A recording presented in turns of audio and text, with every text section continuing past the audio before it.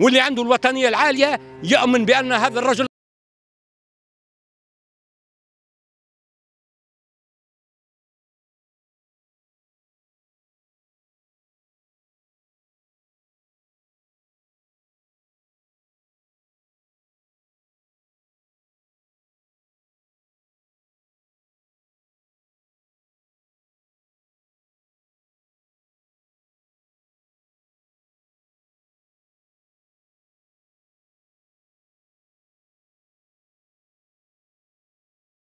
نحب بلادي في رقي، بلادي معنا بنتك تخرج ولادك لاباس، ونحن مطمئنين في بلادنا، السكينه والاطمئنان في البلاد قبل الماكله وقبل المعيشه وقبل كل شيء.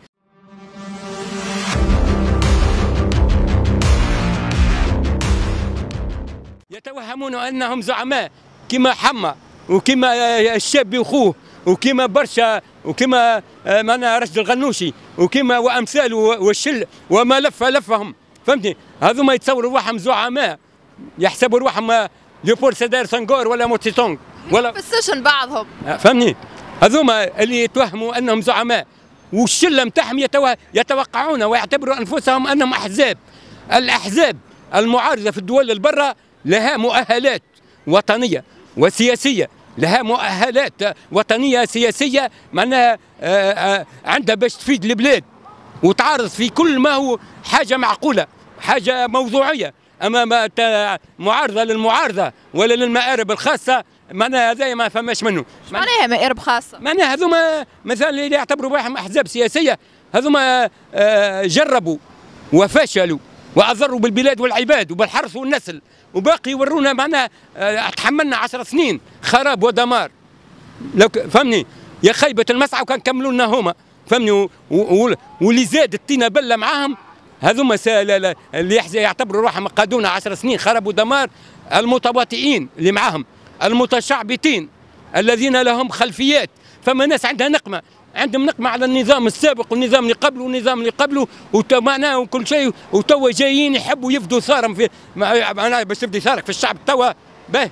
فما هنا كما قلنا معناها فما هذوما الناس ما يعتبروا روحهم، يتوهمون انهم احزاب ويتوقعون انهم معارضين ويتوهمون انهم منظمات وكل شيء، وانهم فهمتني هذوما الكل هن لهم راهو معنا سي هذه تونس الجديده، واللي عنده حجره يرميها.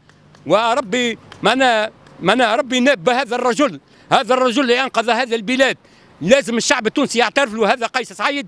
معناها رانا ما نحبوش قيس سعيد لسواد عينيه، فهمني؟ راهو ماناش معاه ونساندوا فيه وندعموا فيه لسواد عينيه، لانه الناس اللي عندهم في مخاخهم واللي عنده الوطنيه العاليه يؤمن بان هذا الرجل انقذ تونس.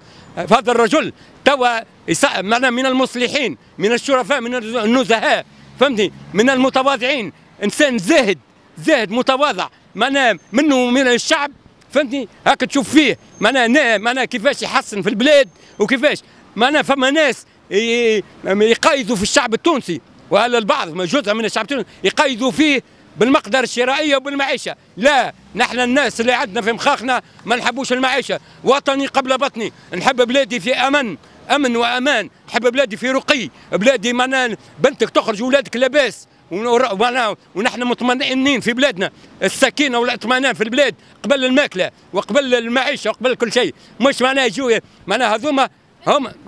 انت توا حسب ما فهمت منك ضد مسيرة 22 نوفمبر. لا جاي كلام.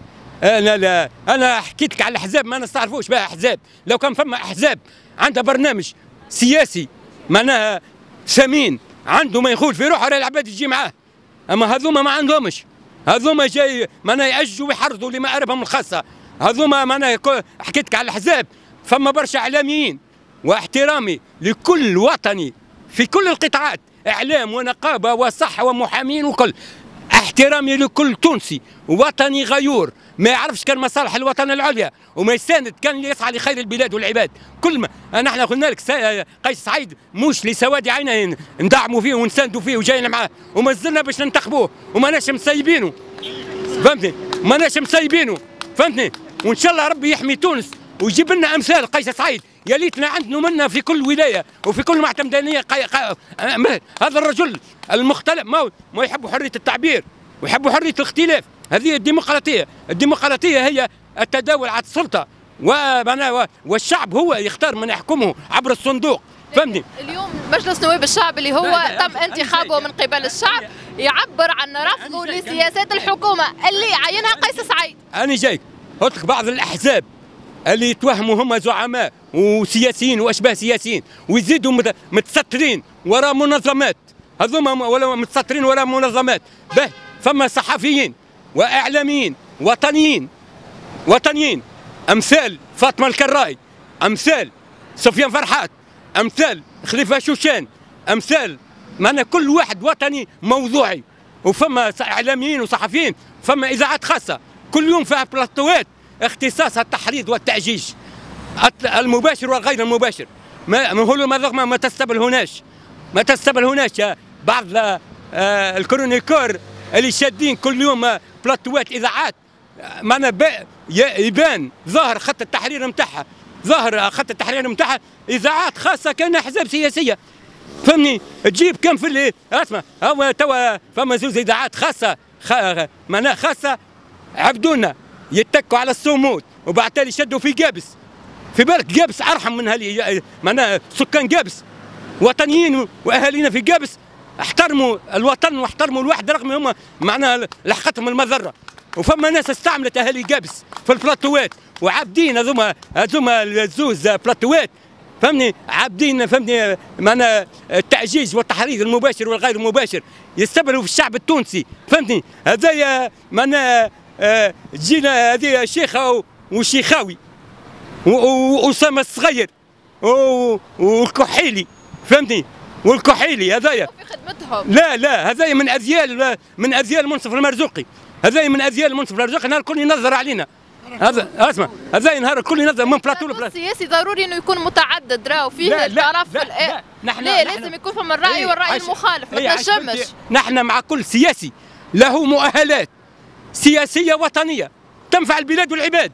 اما انك معناه ما عندكش مؤهلات معناه ما عندكش حتى شيء. انت كان التحريض والتعجيج فراه ما عادش ينجموه. ريتوا الشعب رايز تصوري نهار كل مره شادين في الصمود ومره شادين في قابس هذوما يأجوا ويحرزوا ومره كل مره صحيح عندنا كما قابس. لا كما قابس الشعب الكل ما نحبوش هكاكا وما نحبوش اهالينا في قابس يصير لهم هكاكا ويصير لهم الصغار هكاكا. اما انه باش تستغلوهم انتم السياسيين وتركبوا على احداث وتركبوا عليها باش تعزوا وتحرجوا قولوا راك ما عادش تنجموا تعملوا حتى شيء. راهو قيس سعيد والمساندين نتاعو واللي يحبوا تونس الكل هذوما الكل راهو عملوا لكم التلقيح. راهو فهمتني؟ راهو قيس سعيد والمساندين نتاعو والشعب التونسي اللي يحب تونس راهم قضاو على الوباء الكورونا. خلي انتم ما نقضينا ما لقحنا لكم. هل الناس الكل مثلا اليوم كان ياخذوا مسيره 22 نوفمبر كمثال، هل الناس الكل اللي خرجت هي الكلها ضد الوطن وضد مصلحه الوطن؟ يستعملوا ثم ناس فعلا يعني ضد التلوث اللي صار في قابس، ضد ايقاف البلاد، ضد بعض المشاريع والقوانين اللي عطلت عجله الاقتصاد، ضد التضخم وعدم التحكم فيه. سامحيني انا مع كل تونسي عنده مذره، مع كل تونسي لحقته مذره ولا زوالي ولا يحب عنده طلبات معقوله. معناها توا حكيت لك على الاحزاب، توا بعض الصحفيين والاذاعات الخاصه تعجج وتحرض على تونس ويعرفوهم الناس الكل ويعرفوهم كعبه فهمتي؟ يعرفوه الشيخه والشيخاوي والكحيلي من اذيال المرزوقي. فهمني؟ ينظر علينا ويدور كان هارب لبرا معدي عامو جيش هذاك باش يجي يفك لي تونس. انا عصيت في المطار في البرد وبكيت تحت السور نتاع المطار. انا تحت المطار الطياره غاديك وانا بكيت من البرد. فهمتني؟ وعطيت شبابي للبلاد هذه وعطيت حياتي للبلاد هذه باش تجي انت انا توا معنا باش تفكها لي انت. اسمع اذا تكون ايجابي وطني ايجابي انا معاك، اذا تكون سلبي رانا لكم بالمرصاد. فهمتني؟ وبعد تالي ثم جماعه بعض النقابيين نحن مع الاحترام والتقدير لمنظمه اتحاد الشغل الوطنيه العريقه المناضله بفرحه حشاد وبأحمد التليلي ومحمد علي الحامي وامثالهم. اما الشله الموجوده تو في اتحاد الشغل اللي تحب تحرض على تونس وتحب تعجج وتحب اسمع تو بجاه ربي رقت في الدبابس وفما ناس جواعه نحي الامتيازات شو معناها ياخذ فيه 4 ملايين ويزيد بونو نتاع ماكله وكرهبه هو اليوم يحب الحوار، هو اليوم يحب يتفاوض. لا نحن هو اليوم يحب يحل الحوار بينه وبين الحكومه، يعني ما نجمش تكون الحكومه في واد والنقابات في واد والشعب في واد. بشويه اسمعني، اذا فما حوار انت باش تعطيني معناها نحن معناها نحب نقول نحب الراي الاخر، الراي والراي الاخر بكل موضوعيه، واذا رايك ينفع ونعمل، انت تعطيني رايك وانا اعطيك رايك ونعمل بالمفيد والاصلح للبلاد والعباد. اما انك باش انت نعرفوك متواطئ، مثال بعض النقابيين مش كل النقابيين فيهم الشرفاء وفيهم الوطنيين والنزهاء وفيهم اللي مستغل اتحاد الشغل معناها وبلاصتو غاديك يخالط في السياسيين ويأجوا فيه، هو يأجوا فيه الاحزاب السياسيه، فهمتني؟ عنده حق.